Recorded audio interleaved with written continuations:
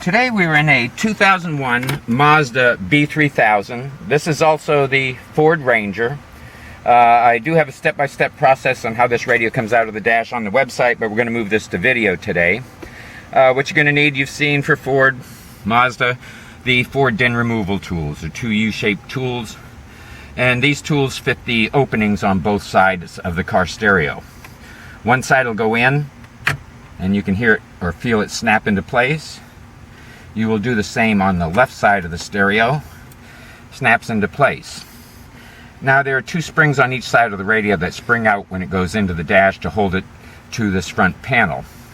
We're going to take these tools now that they're in, and we're going to spread them apart, which will in turn pull the spring on the side in, and this will allow us to pull the stereo straight out of the dash.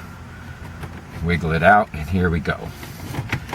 Now there is a guide on the radio on the bottom that goes onto a slide here, like a drawer. And these tools to remove, you push the spring mechanism down, and the tool will remove.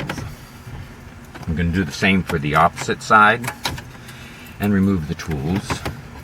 Now there are two connectors here, or two connections. One is the antenna. This is a pinch fit, so we can wiggle this, and as we wiggle it, we can pull it back and it releases. This is a push back into seat. Now the main connector over here, turned upside down, has a little trigger in the center of it, and you push this trigger down, it releases the lock, and we should be able to remove the connector. Again, this trigger is on the top. When you push it down, it lifts the lever at the end to release the lock and remove it.